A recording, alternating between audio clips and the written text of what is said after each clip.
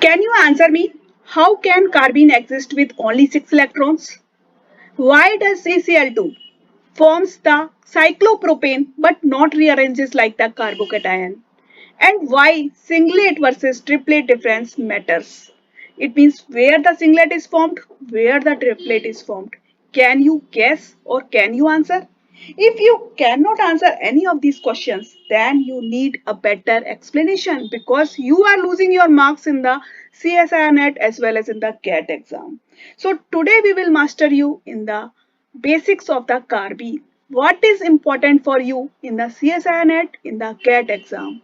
And what is the exam trap? So let's start this video. Firstly, see a little bit about the carbenes.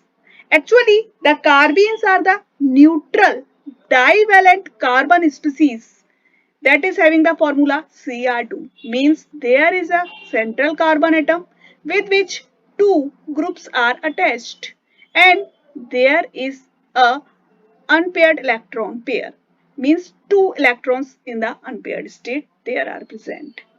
Actually, it is an electron deficient species that is having only 6 electrons. The carbon, the central carbon has 2 sigma bonds. This is one sigma bond. This is the another sigma bond. One lone pair of electron that you are seeing, this one. And one vacant p orbital perpendicular to the plane in this manner. Let's look at the types of carbene. Very important thing. Carbenes may be present in the two types. Singlet carbene that is having paired electrons and the triplet carbene that is having unpaired electrons. Firstly, check a little bit the singlet carbene. In singlet carbene, the electrons are paired up. The spin multiplicity is 1 because the electrons are paired up and the geometry is bent. Why? Because it is having sp2 hybridization. Let's see this one. This is the carbon atom to which 3 sp2 hybrid orbitals are attached.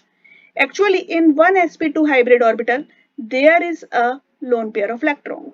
You can better make it in this manner.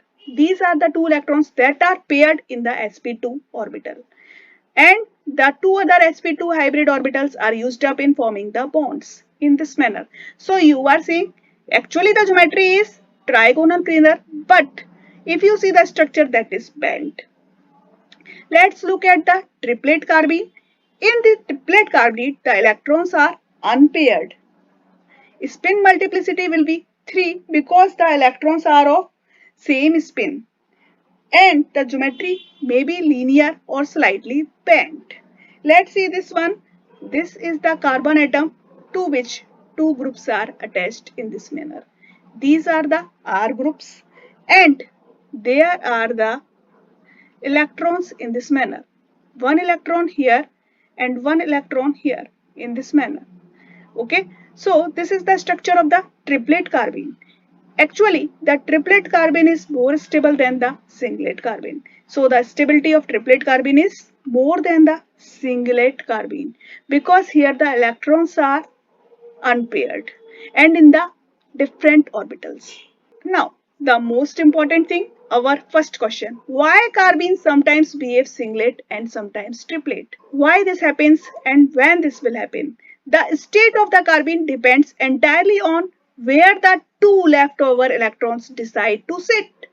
Where it will sit. This whole thing will decide the chemistry of the carbene. So, actually you know that the carbene carbon is sp2 hybridized.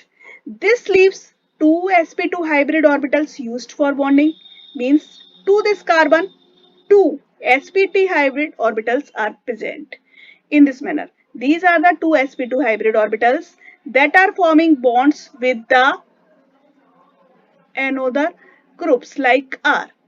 Alright, one sp2 hybrid orbital that is non-bonding means this one. This is a sp2 hybrid orbital and there is one empty p orbital. Let's make it with different color. This is your p orbital. Now, the question is where the electron moves. Actually, what can happen in the triplet carbene? If you see, the electron is present, one electron in the sp2 orbital and one electron in the p orbital. in this manner. This is sp2 orbital and this one is the p orbital. So two different electrons are present in the two different orbitals. That is the triplet state. So it is more stable. But in the singlet state, what is happening? This is your central carbon to which R groups are attached. This p orbital is empty and the both electrons are present in the sp2 hybrid orbital in this manner. This is your singlet state. Why does it chooses one over the other? Actually, the choice between the singlet and the triplet state is the tug of war between the two forces. Two forces are acting. One is the Hund's rule of the maximum multiplicity that is creating a triplet push. Electrons, you know, two electrons. In the carbene, there are the two electrons present, okay? Actually, it is a neutral carbon atom with the 6 valence electrons, but 2 electrons are in non-bonded state. These 2 electrons can repel each other. So, to minimize this repulsion, they will prefer to sit in the different orbitals with the same spin. Means one will go in the one orbital and another will go in the another orbital in this manner. This is the triplet state. But there is one more force, that is the energy gap, that is creating the singlet push. If the energy difference between the sp2 and the p orbital is very large, means if p orbital's energy is this one, this is p orbital, okay, and the s or sp2 orbital is having the energy this much, then the electrons will pair up in the lower level. They will not go in the p orbital, they will stay down sphere in the sp2, although they will have to pair up, but the energy is very much less, so they will sit in the sp2 orbital. So the whole thing depends between these two things. Now, which thing will happen? This depends upon the factors. The factors that decides the outcome. These factors, firstly, may be the substituents that creates the inductive and the mesomeric effect. The one thing is the sigma withdrawing groups, means the groups that are withdrawing the electron density. Actually, these sigma withdrawing groups may be like the oxygen, like the nitrogen, like the halogen. These are the electron withdrawing groups. They will pull the electron density toward itself. Okay, so they will increase the S character of the lone pair of orbitals and they will stabilize the singlet state. Second type of groups may be pi donating groups that are having the lone pair of electrons. Okay, these groups may be like CF2 group, like NH2 groups. These are having the electron density. Okay, they are having the lone pairs of electrons in their pi orbital. So it can donate the electron density in the empty p orbital. So when the electron density is donated in the empty p orbital, this will raise in the energy. Okay, so the gap between the two orbitals, means the p orbital and the sp2 orbital, will become higher in this manner. This gap, this is p orbital, this is sp2 orbital. So the gap is now very much high. So the two electrons will sit here. So you are getting a singlet state. This is the review. Okay, the third factor that works is the steric bulk. Steric bulk means if the large groups are present. This is the carbon atom to which very large groups are attached in this manner. These large groups take the space, so they want more bond angle. Okay, the bond angle should be larger. So actually, triplet carbene has wider bond angle than the singlet state. So whenever the bulky carbenes are present, then they leads to the triplet state, means they wants to relieve the overcrowding. So they takes the triplet state. So three things are that if oxygen, nitrogen or halogens are present, then they will stabilize in the singlet state.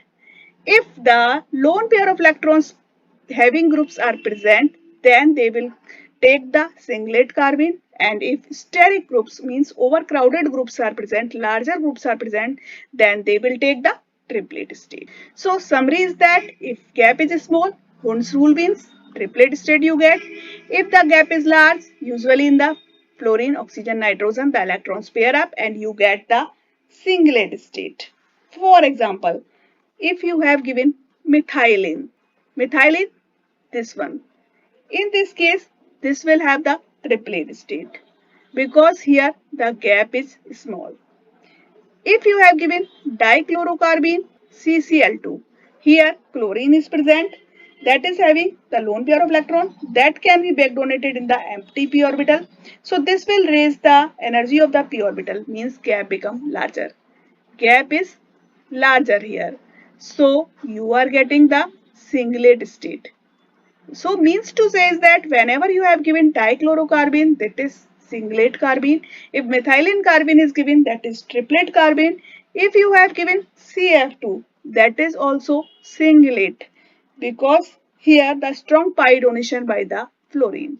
And if you have given dimethyl carbene, then that is also triplet because here the bulky groups are present, methyl groups are present, so it needs larger bond angle. The next important question is the why dichlorocarbene adds to double bond to form the cyclopropane derivatives but refuses to rearrange like carbocations. Actually, this whole thing can be understood by the empty versus the full balance. In a standard carbocation, you have seen the carbon is having 3 bonds and a empty p orbital. You have seen means that was hungry for the electrons, that needs the electrons. Carbocation needs the electrons, so it triggers to the 1,2 shift. The 1,2 shift may be 1,2 hydride shift, 1,2 alkyl shift, any shift, by which it can move the positive charge to the more stable position. Okay, so it wants a rearrangement. In dichlorocarbene, you know carbon is having a vacant p orbital, means it can take the electron density in this p orbital. This makes it a electrophile. But there is also a lone pair of electron in the sp2 orbital that makes it nucleophilic.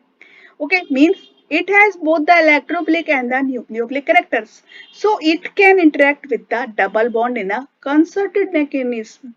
Means to say is that here is the concerted mechanism that is working. So when the dichlorocarbene approaches an alkene, two things happens at the exact same time. What is happening? The pi electrons of alkene attacks the empty p orbital of the carbene. Means to say is that suppose we are making an alkene. See here, this is the pi electron density. This is the pi electron density of the alkene. And there is the p orbital of the carbene. Means you can make the carbene in this manner. R groups and the lone pair and the p orbital. P orbital is empty.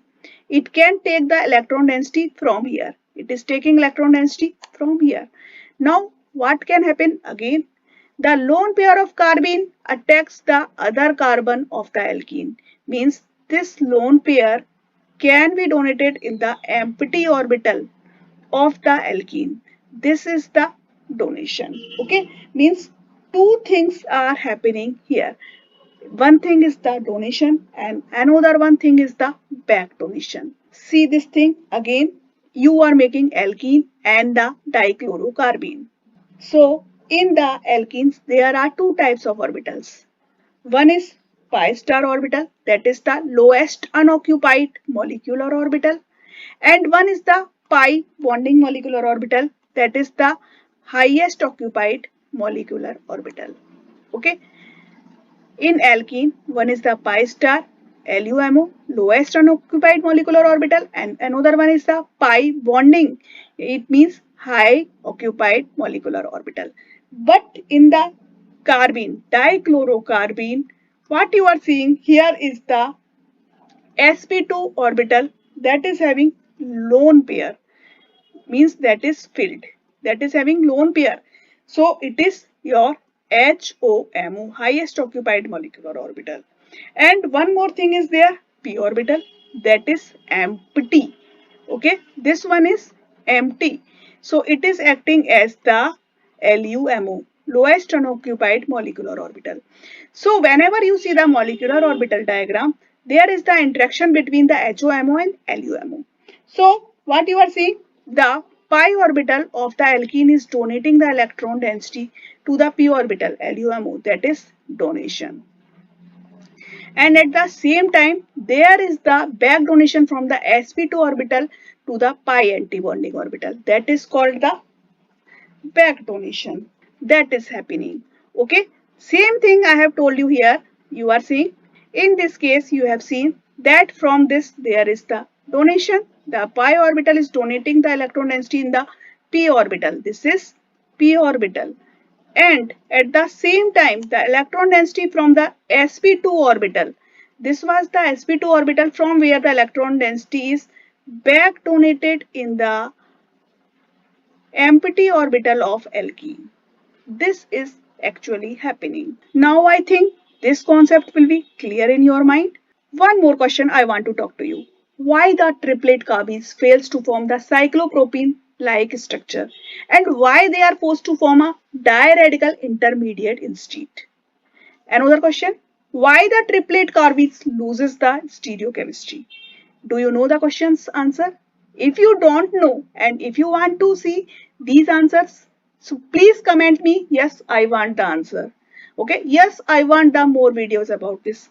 If you give the comment, I will make surely a video on this topic also. So comment me and please like the videos. Meet you in the next video with more questions. Thank you.